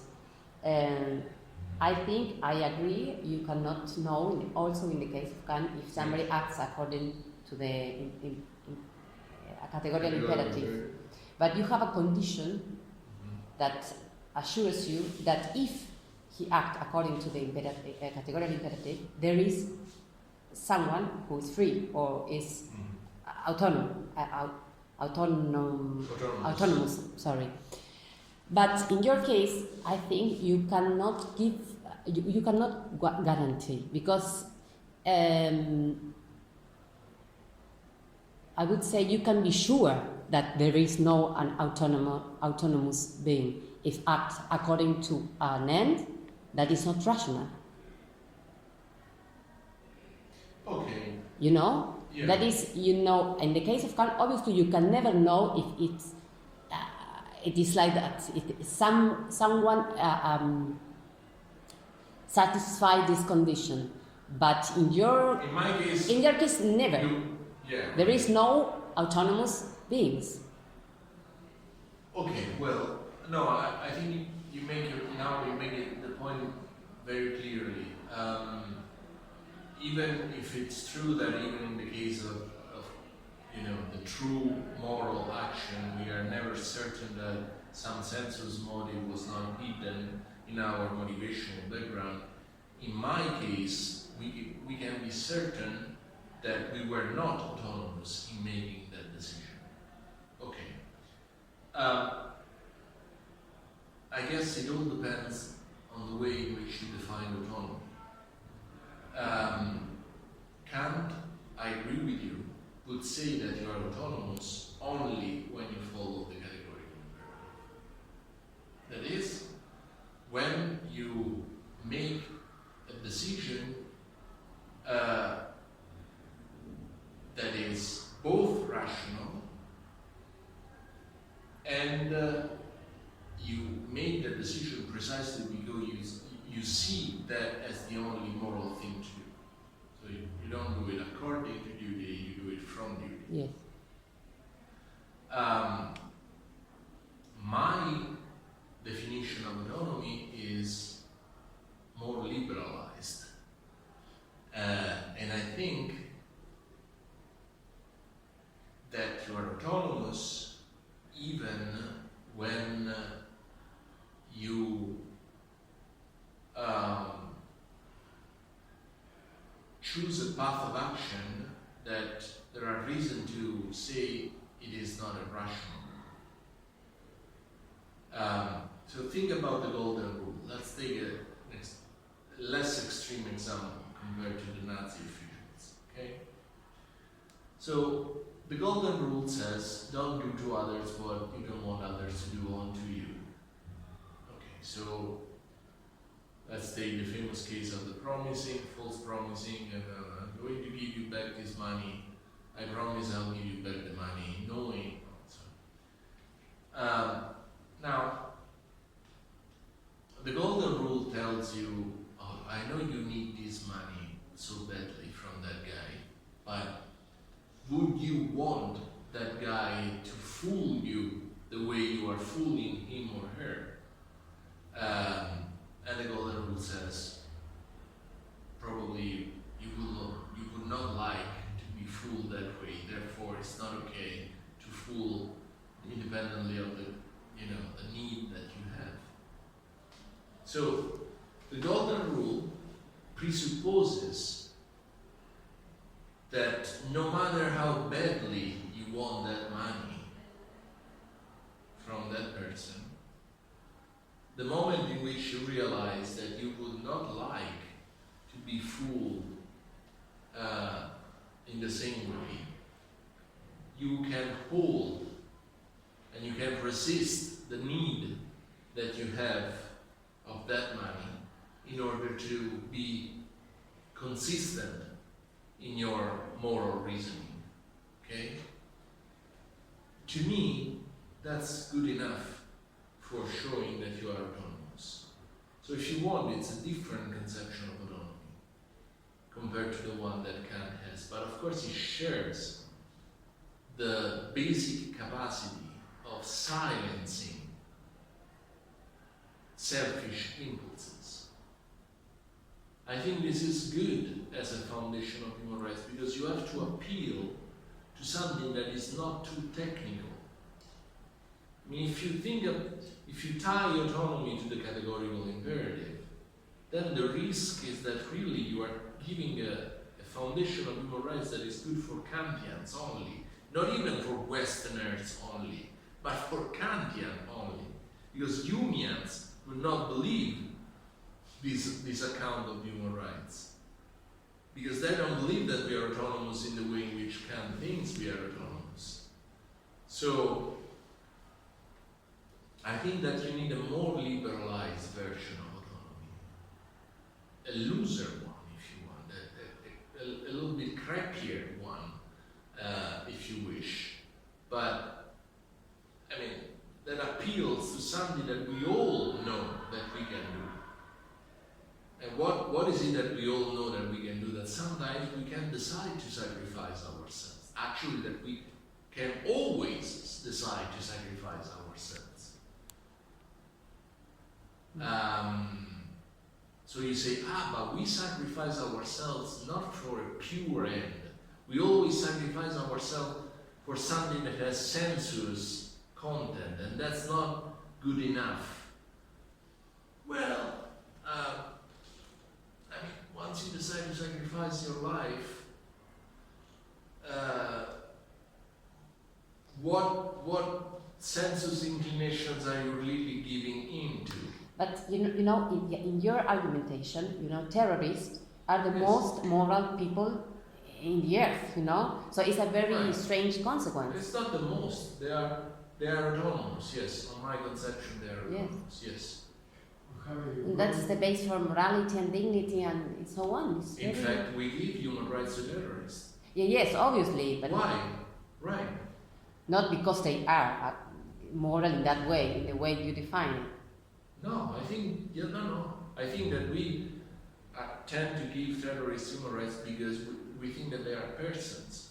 Yes, I agree with that. Yes. But you would say, when we say that they are persons, we mean that they are persons because they are capable of doing the opposite of what they do as terrorists, right?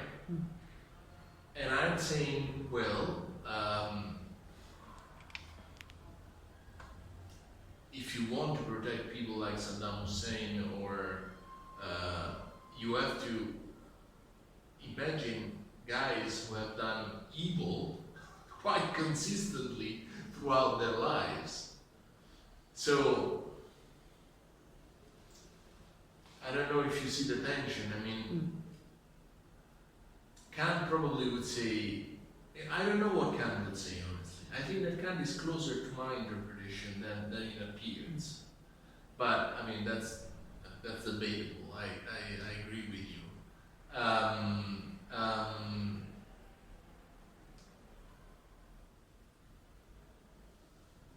But, and also, I see your objection. I think it's a very good one.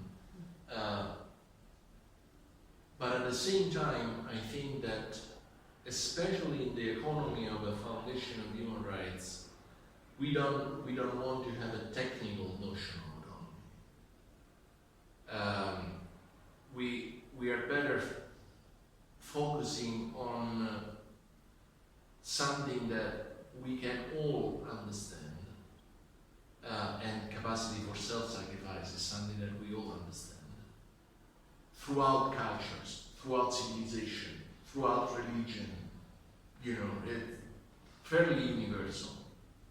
An act of freedom that requires a sacrifice from you, something that you find everywhere. In a sense, it's a precondition even for moral faith, for having a religious faith. It's a basic decision. Sometimes you have to uh, the moment in which you embrace a religion, it has to be a free act. Otherwise, it doesn't have any moral significance. So you have, I think, a broader conception of rational agency than hers. yes. Broader, like Christine Kosa, for example, is liberal thinker. I think that only to restrict some sense impulses, then in order to values of higher order, then you have autonomy. Right. Yeah, I think maybe we should make a threefold distinction. There is a layer of freedom, the one I used to call spontaneity or practical freedom, in which sensuous impulses are there and it's fine, but you are still free in selecting which you want to give priority to, in embracing them. I mean, I think that Kant thinks that when we decide, oh, I'm thirsty, I want a glass of water, I go for a glass of water and I drink, this is a free action. It's heteronymous, obviously, because what pushes you is your thirst. In fact, you are thirsty and you go for the glass of water, but it's still a free action, because it's you that now decide, okay, now I'm endorsing this inclination, I make this rule, I go there and I drink, it's a free action. So that's the minimal layer of freedom. Then probably there is the freedom I'm talking about, the autonomy in the liberalized version that I'm trying to give you, in which there is really no evident sensuous inclination there, because I'm talking about the capacity for sacrificing your life if necessary. So it's hard to say that a sacrifice of your own life is an act dictated by sensuous impulses, because self-survival is the strongest of our sensuous impulses. And often, you may say sometimes honor is even stronger than the sense of survival, but that's stretching a little. I mean, once you decide to take your life, it's a big decision, right? It's a big silencing of your sensuous nature. So it's good enough for me. It's a sense of in which, we are entities that are capable of doing this kind of things. And then there is the Kantian autonomy, the Natalian/Kantian autonomy. You are autonomous only if you follow this categorical imperative. You are autonomous only if you select an end that passes the test of the universality, that is not contradicted by the test of the categorical imperative. Fine. I mean, the basic question for me is whether this second layer, if you want, of autonomy is enough for explaining the status that is intrinsic and latent in the culture of human rights. And to me, I think it is enough. And at the same time, it is liberalized enough to gain recognition from groups of people who are very different from us, Kantian scholars. You want to be ecumenical. I want to be ecumenical. Because human rights are ecumenical par essence. Essentially, you have to be ecumenical if you do this. Ecumenical? Ecumenical. Catholic. Oh, yeah. Ecumenical, all people must agree with this conception, regardless of their individual conception of the good, in order to endorse a universal conception of human rights. Yeah. I think that's his argumentation. Yes. I would make a question in this one, in relation with Natalia's question about the concept of agency. I agree with you, ideally, with your intent, your purpose of grounding argumentatively the human rights, because the political biased conception of human rights really doesn't work. You're right. It's relativist, depends on circumstances, and it's really flat. So I prefer always to give arguments, good arguments, for human rights. Arguments, because reason is more permanent and consistent than history, contingent history. Yeah. You say, we depend on the political movements of the moments and the conflicts and so on.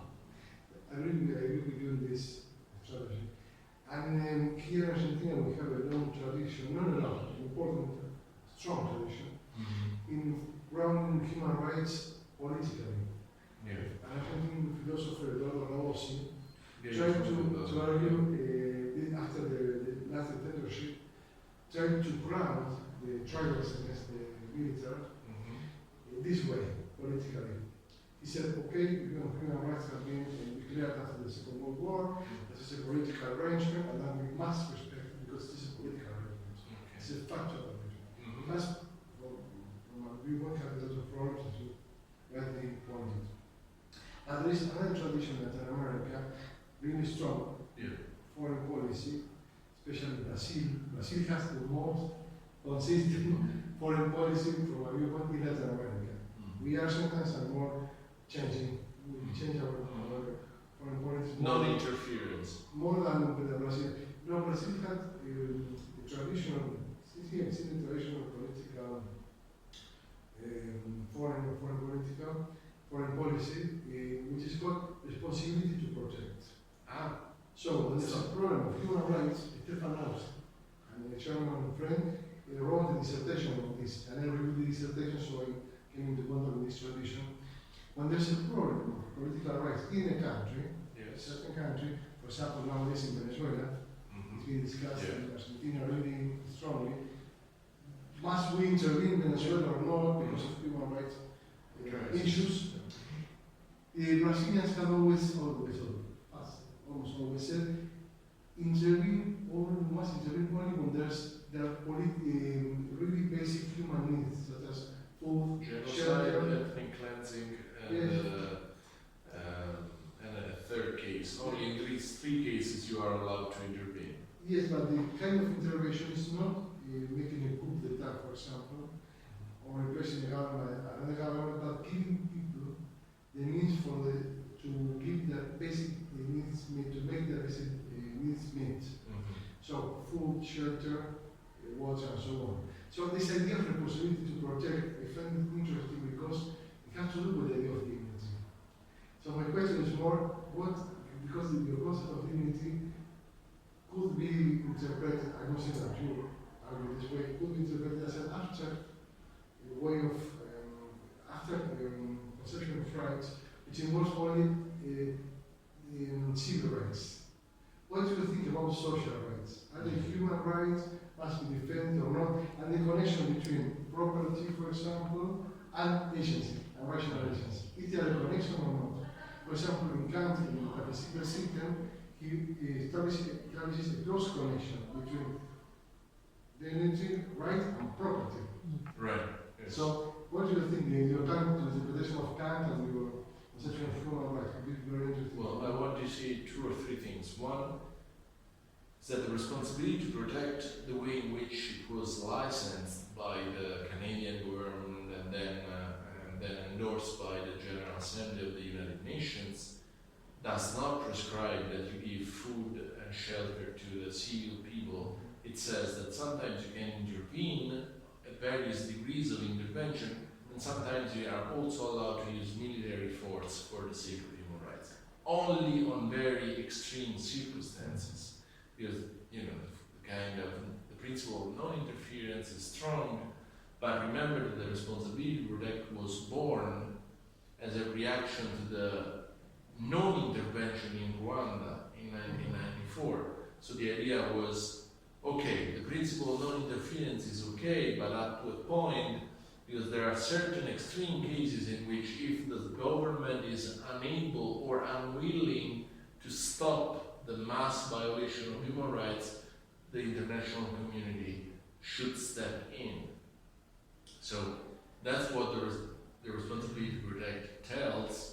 If the Brazilians have different interpretation of the responsibility to protect, it's very interesting, but that's what the document says. Now, to the other part of your question, I mean, if you start from autonomy the way I do, it seems that I'm more towards civic and political rights, but less towards social and economic rights. No, I think that's a misperception. I mean, I have the major problem that I share with other foundationalist accounts of moving from this autonomy-based account of dignity to specific goods that human rights are supposed to defend. This is the threshold objection that I was introducing before. I mean, how much resources do you have to give to these entities that you have shown that have dignity in order to take their dignity seriously? But this applies in the same way for how many civic and political rights you have to give them and how much material resources you have to give. So, for example, if you send to jail a guy who, or fine a guy who denies the Holocaust, are you misrespecting his or her dignity or not? That's a question that has to do with civic and political rights you want to consider as human rights or not. And it's a decision that we have here. Political compromise is fine. So that's where I would be ready to say this is a decision that we have to make. So what is the limit of the freedom of expression? I mean, some philosophers believe that freedom of expression is an unbounded principle. That's bullshit, obviously.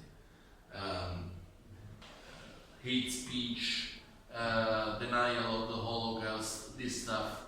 We don't believe that, that people are allowed to say certain things. Blacks are stupid, Jews are thieves, or stuff like that. We think that this should be sanctioned, which explains that we don't think that freedom of expression is unbounded. So this problem of moving from a status that my account has attempted to ground to the specific human rights that we want is a problem that applies in the same way to the civic and political areas and in the social and economic area. It's not the case that by focusing on autonomy you are already leaning more towards the first generation. We are open to a right conception of rights. Yeah. Absolutely, yeah. Because some liberal conception of human rights have this problem. Thomas Bowie has worked about poverty, international poverty, and tried to make the Russian conception to fit into this idea of social rights. But some liberal conception, I think, have the impression it's difficult. But Thomas Bowie's point is not that human rights are more civic and political rights that we should change. No. His point was human rights were born as both civic, political, and socio-economic, but socio-economic human rights have not been respected so far. Not that they have not been recognized. So I think I value this effort because sometimes it will be a problem in some liberal approach of human rights, but it's not the case. No, I hope not. But what my question? Okay. I have to go, but you can stay if you want. Well, it's okay. I'm very, very sorry. It was very, very nice. Oh, thank you. And I think we will continue Yeah. when you come back in November. I will come back in the fall, yes, and we have to discuss. We have to discuss. We do it per email. Yeah. Is that all right? So, I'm sorry, I go. Thank you for your lecture. Oh. I don't agree entirely, but it was very interesting. Yeah, the issue is so current for us, Latin America, because of this Venezuela call, and this discussion. Not only Venezuela, Syria, Iraq, but these countries of these problems, humanitarian intervention. Bye bye. Yeah.